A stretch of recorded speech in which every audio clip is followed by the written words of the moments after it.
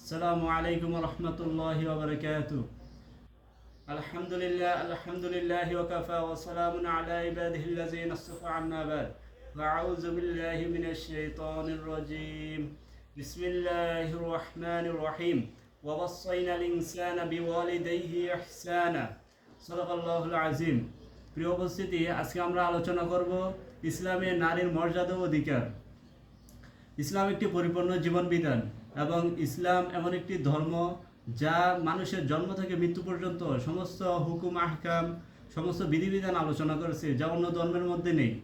আর ইসলাম হলো পৃথিবীর শ্রেষ্ঠ ধর্ম এবং মানবতার একমাত্র মুক্তির উপায় হলো এই ইসলাম। প্রিয় উপস্থিতি, ইসলাম ধর্ম একজন নারীকে যে অধিকার, যে সম্মান দিয়েছে পৃথিবীর অন্য কোনো ধর্ম, অন্য কোনো জাতি দিতে পারেনি। ইসলাম একজন নারীকে দিয়েছে কন্যার অধিকার, ইসলাম একজন নারীকে দিয়েছে বোনের অধিকার, ইসলাম একজন নারীকে দিয়েছে স্ত্রীর মর্যাদা অধিকার, ইসলাম একজন নারীকে দিয়েছে মায়ের মর্যাদা অধিকার।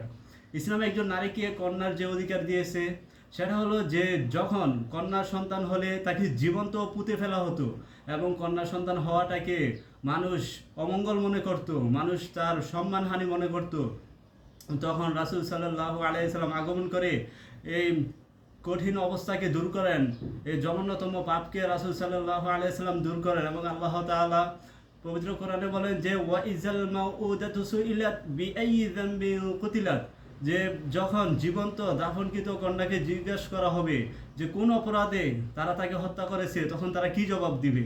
তো রাসূল সাল্লাল্লাহু আলাইহি সাল্লাম বলেছেন যে যার কন্যা সন্তান হবে এবং আল্লাহ তাআলা তাকে সবচেয়ে বেশি ভালোবাসেন যাকে তিনি প্রথম কন্যা সন্তান দান করেন।